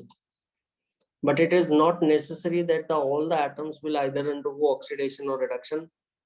कुछ एटम्स ऐसे भी होंगे जो स्पेक्टेटर होंगे, जो ना ऑक्सीडाइज हो रहे हैं ना रिड्यूस हो रहे हैं, समझ गए?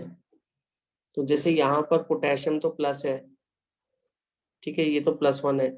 एक्चुअली यहाँ पर जो ऑक्सीडाइज और रिड्यूस होने वाले एटम है वो है Mn। एक तो Mn है। सल्फेट भी ऐसा का ऐसा ही है। सल्फेट देखो, पहले भी सल्फेट लिखा और बाद में भी सल्फेट लिखा हुआ है रिएक्शन में, सभी जगहों पर सल्फेट देखो आप, सल्फेट पहले भी सल्फेट है बाद में भी सल्फेट है, SO4। तो ऐसी परिस्थिति में सल्फेट के सल्फर में कोई बदलाव नहीं आया ऑक्सीडेशन स्टेट में, तो वो स्पेक्टेटर आयन कहलाएगा, K+ स्पेक्टेटर आयन कहलाएगा, है ना। लेकिन Cl- स्पेक्टेटर नहीं कहलाएगा। क्यों? क्योंकि Cl पहले तो माइनस था, देखो K+ के साथ था, अब Cl2 हो गया।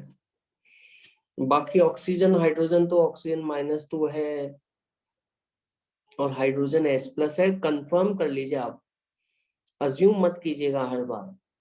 कई बार होता है कि अपन अज्यूम कर लेते हैं और गलती हो जाता है। यहाँ पे कंफर्म कर लीजिए कि ऑक्सीजन पे -2 है ना। यहाँ पे भी -2 होता है, सब जगह पे -2 है, ठीक है। ऑक्साइड्स के अंदर -2 होता है। एक बार श्योर हो जाए तो कोई दिक्कत नहीं है। ये एक्चुअली क्या है कि ये तो आपके जो एलिमेंट्स हैं, ये एलिमेंट्स आपके ऑक्सीजन है, हाइड्रोजन है, पोटेशियम है, सल्फर है, they are not getting oxidise और रिड्यूस्ड, तो स्पेक्टेटर है, ठीक है। अब आया कौन? अब बचा इसमें मैंगनीज और क्लोरीन बचा, तो अपन इन्हीं पे अपना ध्यान देंगे, है ना। समझ में आ गया? इन्हीं पे सबसे पहले अपन फोकस करेंगे। तो सबसे पहले तो ऑक्सीडेशन नंबर में पता लगा लेंगे कौन ऑक्सीडाइज हुआ, वो पता चल ही गया है खैर अपन को। तो यहाँ पे जैसा कि अपन को दिख रहा है MnO4 माइनस है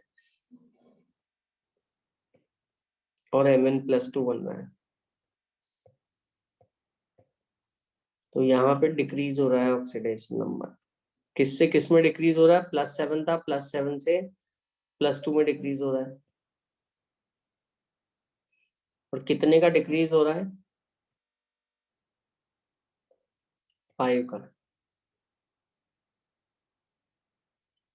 ठीक है, यहाँ +7 था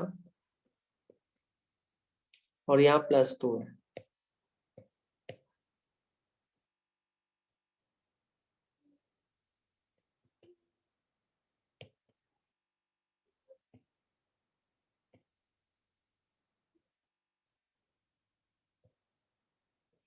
decrease in oxidation number by 5, ये पता लग गया अपन को। अच्छा, Cl तो माइनस है, माइनस तो वैसे ही 0 से नीचे होता है, और Cl2 है, तो यहाँ पे ऑक्सीडेशन नंबर आयन का तो वही होता है जो उसका चार्ज है Nb, और अंशिका न्यूट्रल एलिमेंटल फॉर्म में जो कि अपन ने रूल पढ़ा था, वहां ऑक्सीडेशन नंबर कितना होता है? 0। समझ में आया? एलिमेंटल स्टेट में 0, और आयन में जो चार्ज होता है वो इसका ऑक्सीडेशन नंबर होता है। समझ आ गया सभी के? क्लियर है? कोई डाउट इसमें? No sir. हाँ, तो अब इसमें डिक्रीज इन ऑक्सीडेशन नंबर, उधर तो 5 का हुआ, इधर कितना हुआ अनवी, ये बताओ मेरे को। इंक्रीज कितना हुआ? ये इंक्रीज है, -1 तो नीचे, -1 से 0 पे जा रहे हैं, तो इंक्रीज हो रहा है। कितना इंक्रीज हुआ अनवी? ट्राई करो, मेरे को बताओ जरा। सर 1।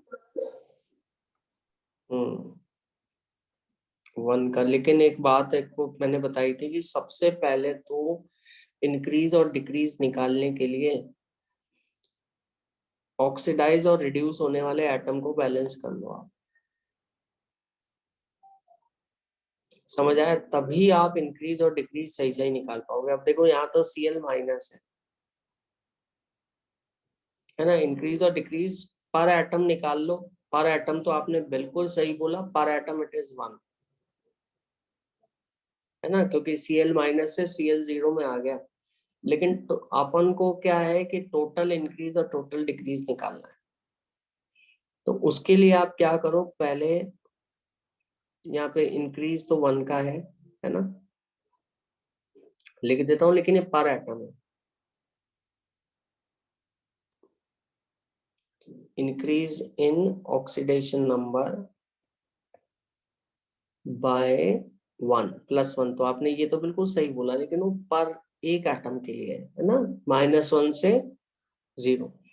आपको टोटल इंक्रीज टोटल डिक्रीज निकालना है।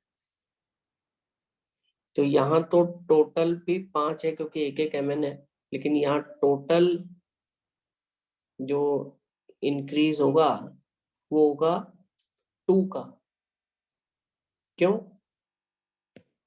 क्योंकि अपन यहाँ पे सबसे पहले इसको बैलेंस कर देंगे। इंक्रीज और डिक्रीज निकालने के लिए, टोटल इंक्रीज और टोटल डिक्रीज निकालने के लिए सबसे पहले उन एटम को बैलेंस किया जाए जो रिडॉक्स में हिस्सा ले रहे हैं, तो डायरेक्टली रिडॉक्स का हिस्सा है। ठीक है,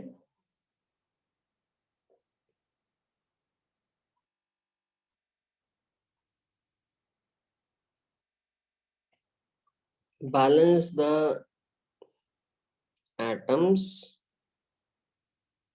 undergoing only those atoms, not every atom.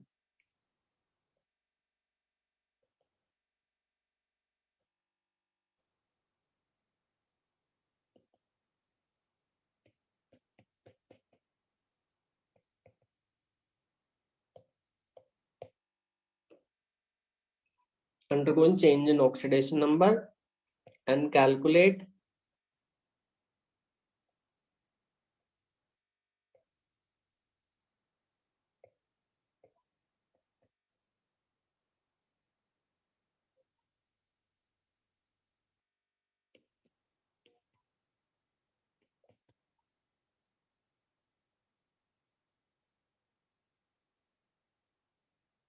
The total increase और डिक्रीज इन ऑक्सीडेशन नंबर।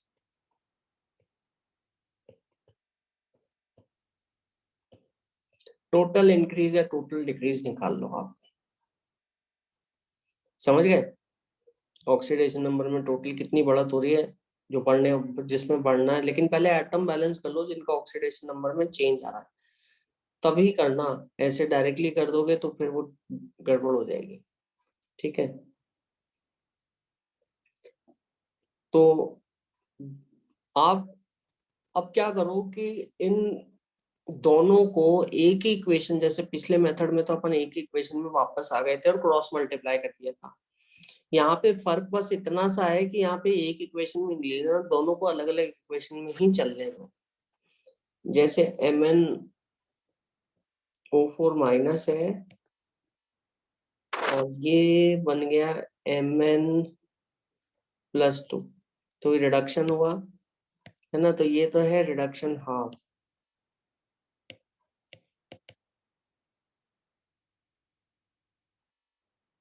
इसका रिडक्शन हो रहा है ना। और दूसरा है तुम्हारा ऑक्सीडेशन हाफ, दो हाफ इक्वेशंस में लिखो अलग अलग, बात वही है ना, बस वहां पे एक ही इक्वेशन में लिख के अपन अप्रोप्रिएट होल नंबर से मल्टीप्लाई कर रहे थे टोटल इंक्रीज टोटल डिक्रीज को। यहाँ पे बस ऐसा लिख रहे हैं अपन, तो यहाँ पे भी अपन ने क्या किया,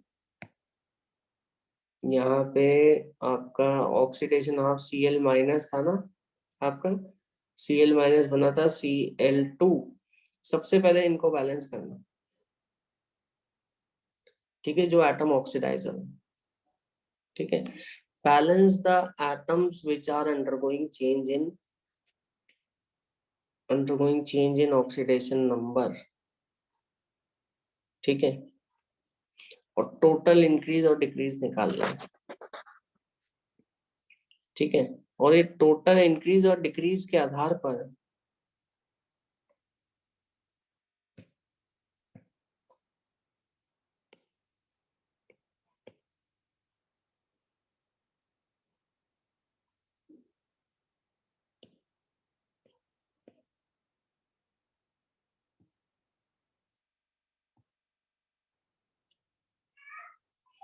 यहाँ पर, वहां पे तो अपन ने ऑक्सीडेशन नंबर का टोटल इंक्रीज टोटल डिक्रीज से क्रॉस मल्टीप्लाई कर दिया था दोनों को, है ना।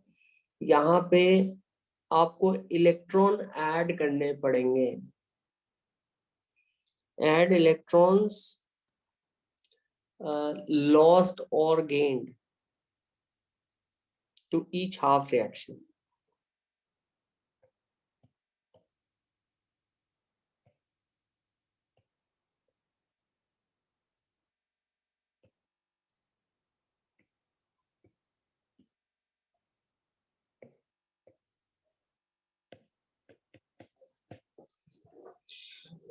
तो ईच हाफ रिएक्शन में इलेक्ट्रॉन, जैसे यहाँ पे कितना था +7 था, तो यहाँ +2 हो गया, तो इलेक्ट्रॉन कहाँ रखोगे, इलेक्ट्रॉन पे माइनस चार्ज होता है, लेफ्ट हैंड साइड पे रखोगे MnO4 माइनस के साथ, या किधर ऐड करोगे अनबी इलेक्ट्रॉन बताओ, या Mn+2 के साथ ऐड करोगे,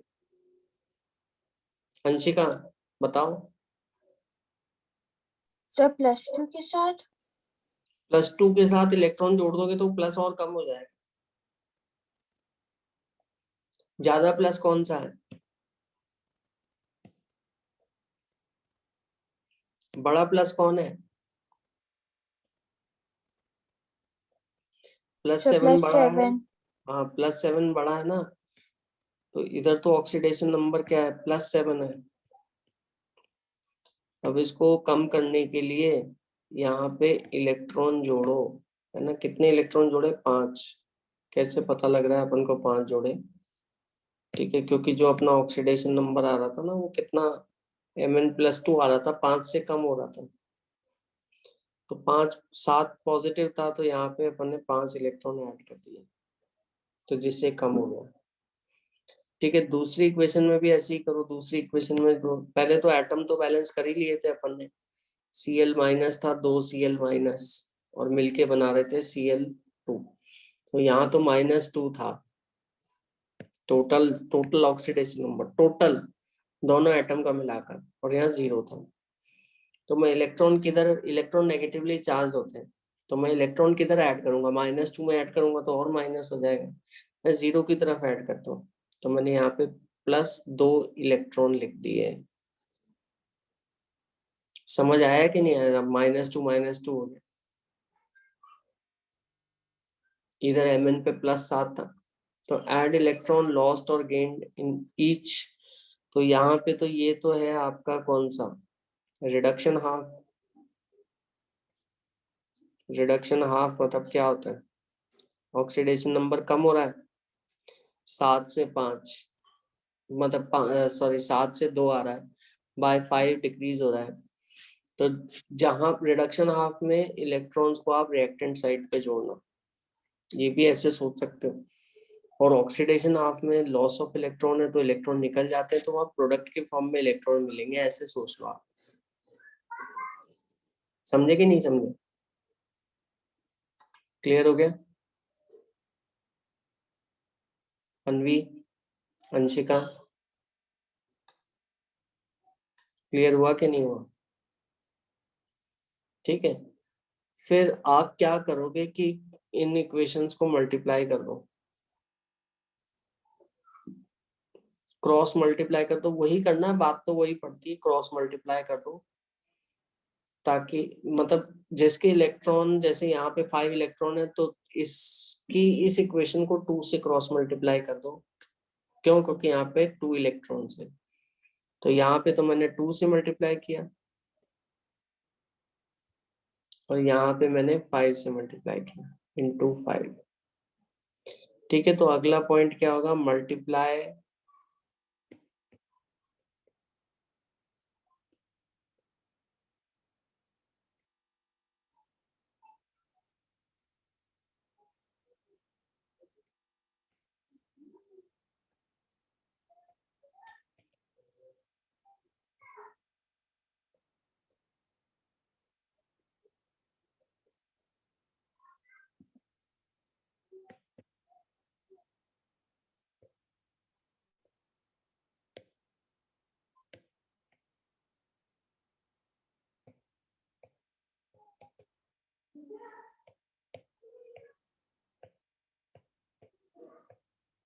multiply by the half reactions in order to equate the number of electrons gained or lost। ठीक है, इसके बाद add the two equation such that, या आप इसको पूरा पूरा बैलेंस कर सकते हो, कंप्लीट बैलेंस कर सकते हो और फिर ऐड कर लो। ठीक है, अगर दूसरी स्पीसीज इन्वॉल्व है तो ऐसा भी कर सकते हो कि आप पहले इनको ऐड कर लो और फिर दूसरी स्पीसीज को बैलेंस कर लो। दूसरी स्पीसीज में तो वो टेंशन है नहीं, जो रेडॉक्स में आपका हिस्सा ले ही नहीं रही है ना, तो इनको ऐड कर दिया ऑक्सीडेशन रिडक्शन हाफ को, ताकि इलेक्ट्रॉन कैंसिल, इलेक्ट्रॉन बराबर होने चाहिए, तो यहाँ पे 5 2 10 और यहाँ पे भी 10, 2 into 5 10 इलेक्ट्रॉन कैंसिल हो गए। ठीक है, मैं ऐसे लिख देता हूँ, MnO4 माइनस +10 इलेक्ट्रॉन मिलकर दे रहे हैं Mn2 प्लस, यहाँ पे 5 से इनको भी, इनको 2 से मल्टीप्लाई करना है, सॉरी 2 से मल्टीप्लाई किया ना, तो इलेक्ट्रॉन तो 10 हो गए। अच्छा, उधर 5 से करना है, तो यहाँ पे 10 Cl माइनस हो गया। ठीक है, और ये दे रहे हैं 5 Cl2। ठीक है, +10 इलेक्ट्रॉन्स इधर आ गए। ठीक है, और ये ऐसे कैंसिल हो गए, दोनों को जोड़ दो आप।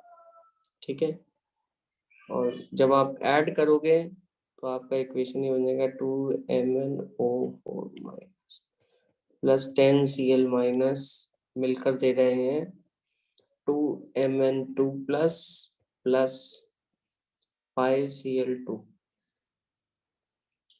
समझ गए? क्लियर? अब ये उसी पॉइंट पे आ गए अपन जो पिछले उसमें थे ना, कि अपन ने क्रॉस मल्टीप्लाई कर दिया था। क्लियर? अब और एटम्स को बैलेंस कर दो, सबको, बाकी सबको बैलेंस कर दो, हाइड्रोजन और ऑक्सीजन को छोड़ के।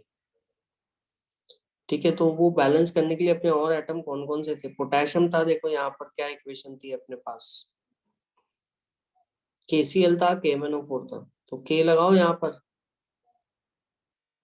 ठीक है। तो बैलेंस एटम्स अदर देन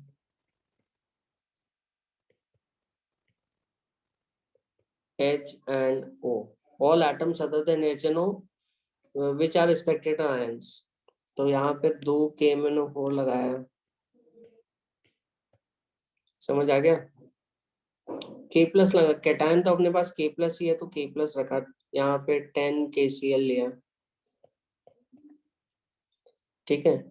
उधर एनायन में सल्फेट है आपके पास, है ना, क्योंकि जो इक्वेशन है आपकी वो सल्फेट है वहां पे। तो 2MnSO4 लगाया यहाँ पे, एनायन में सल्फेट, 2 सल्फेट रखे मैंने इधर, तो मैं 2 सल्फेट इधर भी रख दूंगा,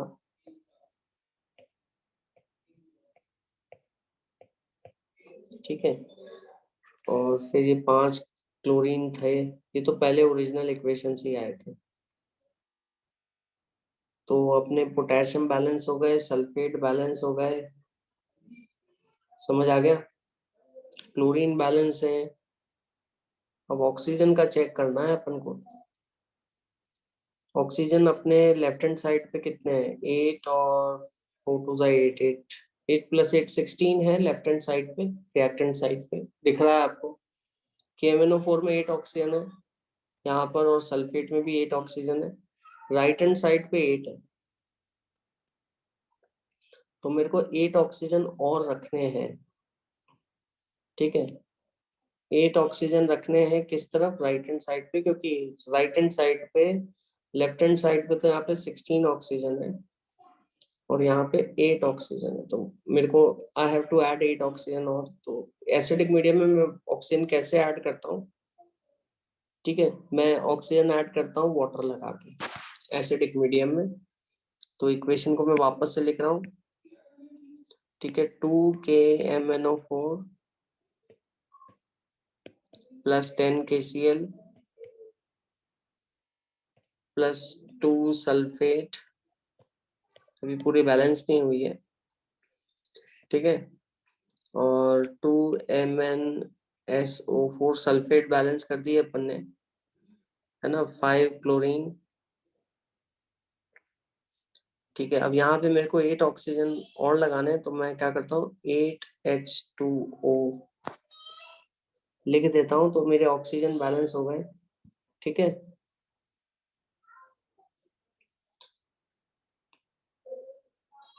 क्लियर, समझ में आया कि नहीं आया। कितने ऑक्सीजन है यहाँ पर, सल्फेट, या फिर आप ऐसे भी कर सकते हो कि सल्फेट यहाँ पे बैलेंस्ड है, ठीक है, सल्फेट बैलेंस्ड है, 2 सल्फेट। तो KMnO4 में ऑक्सीजन की जो H प्लस है वो बचेंगे, ठीक है। क्लियर। तो अब मेरे को क्या करना है यहाँ पर, बताएं जरा, कौन बताएगा, अनवी बताओ क्या कर सकते हैं अपन।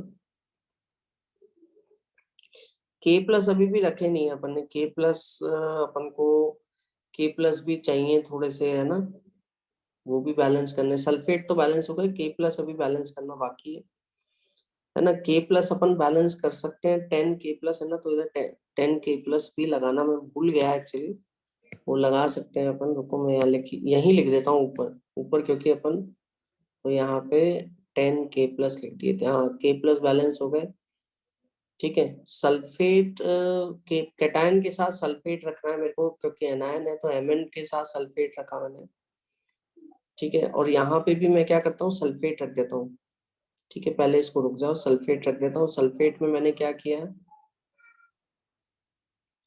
10K प्लस थे, तो 10 एक हर 2K प्लस के साथ एक सल्फेट आएगा, तो K2SO4 है ना, तो सल्फेट इसके साथ भी रख देता हूँ, 5 सल्फेट रख देता हूँ,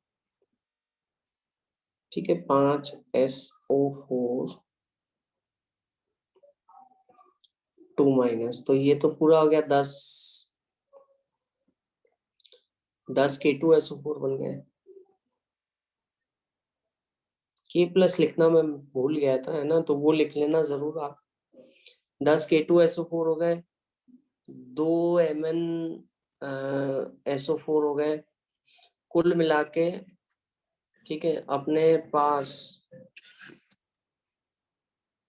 ठीक है, ये 10 इस तरह से लिख सकते हैं। ठीक है, तो मैं यहाँ पे लिख देता हूँ आपको, इसको सल्फेट को भी रहने दो। पहले आप ऐसा कीजिए कि यहाँ पे पोटेशियम था, ठीक है, तो पोटेशियम क्या, इसको भी 10 तो इसके और 2 इसके करो, 12 कर दो पूरे, अलग अलग मत लिखो इसको। एक सेकंड रुकिए, मैं आपको क्लियर ही कर देता हूँ पूरा। जैसे आपने क्या किया यहाँ पे, हाँ अपन ने, मैं वापस से बता रहा हूँ आपको कि क्लोरीन तो आपने बैलेंस कर दिए थे, ये तो रिडॉक्स में ही हो गए अनवी, ठीक है।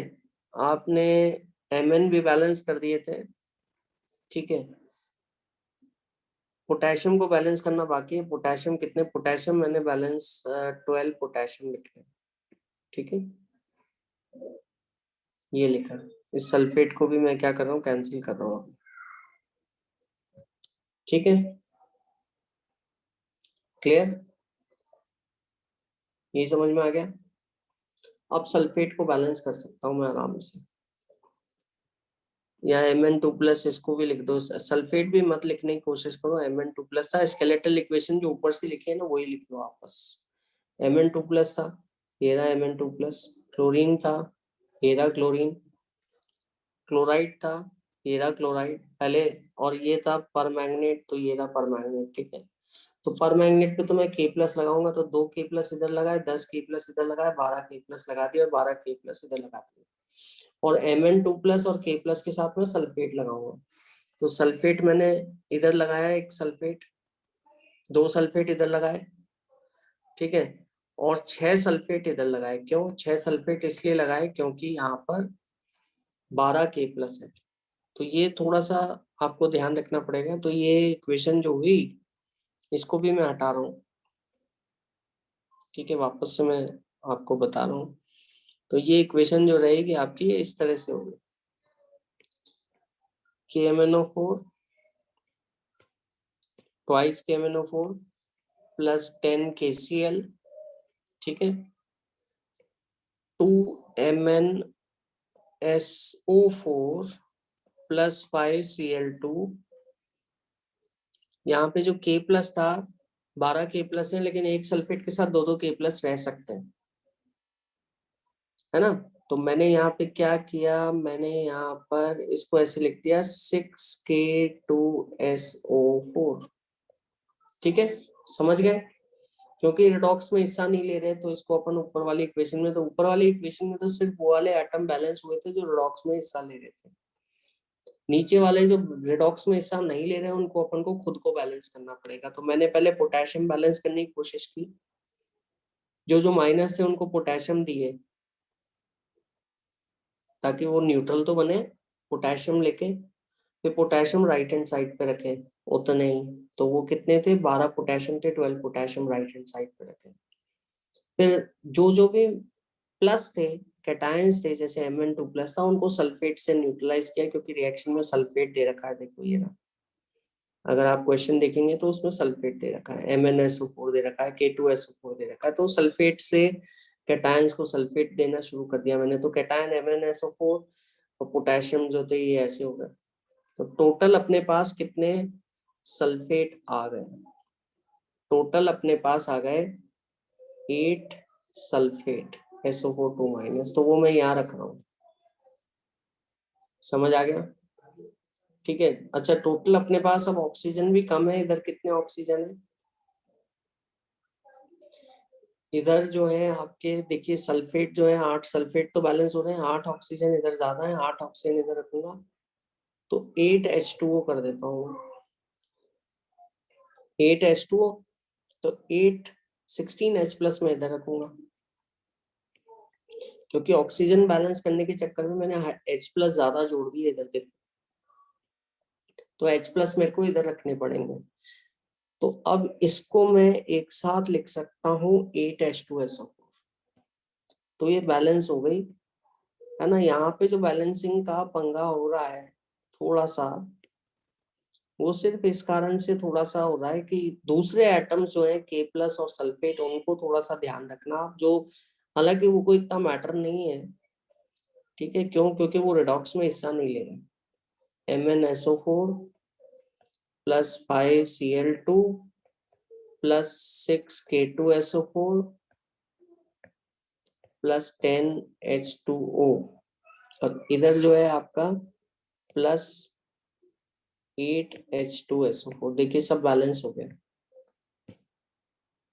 थोड़ा सा आपको वो ट्राई करना पड़ेगा कि दूसरे एटम्स को बैलेंस करने में थोड़ा सा आप फंस सकते हो। समझ में आ गया? तो I hope it is clear.